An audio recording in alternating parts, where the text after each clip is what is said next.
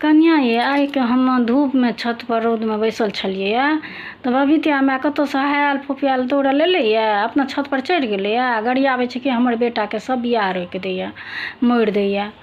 हम तो मुँहे तकैत रह गलिए। फिर कहले कि ये तो बड़ नीच छे एकरा संगे ऊपर हो किछ बजा जात तो एकरा संगे के ढुस लड़े। हम नीचा उतर के आबि गेलहुँ। ई जे नहीं कहे छै ई जे अपना अंगना में बैस के जे गरिएलकै या ककरो तो अपने से के गरिएलकै ना, दोसर के तो नहीं गरिएलकै या जे लोग बर्दाश्त कर लेते। लेकिन हम तो बर्दाश्त कर लेलिए एखन, लेकिन हम बर्दाश्त करबै नहीं।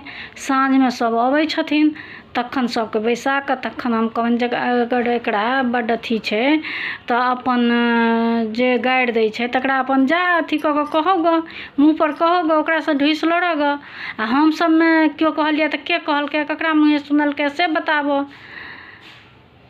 हम सब एते नीच तो नहीं छी जे एकर गाड़ि सुनै ला छिए। आइ साँझ में देखियो फैसला भये के रहतै आ एकरो आदत छुटिए जेतै। ई सब आइ काल्हि में ककर बियाह के बुझा जाइ छै जे कथी पर भेलै, फोने पर सबक बियाह भ जाइ छै। आइ काल्हि में पतो चलै छै जे कतऽ से एलै घटक आ कतऽ से एलै की।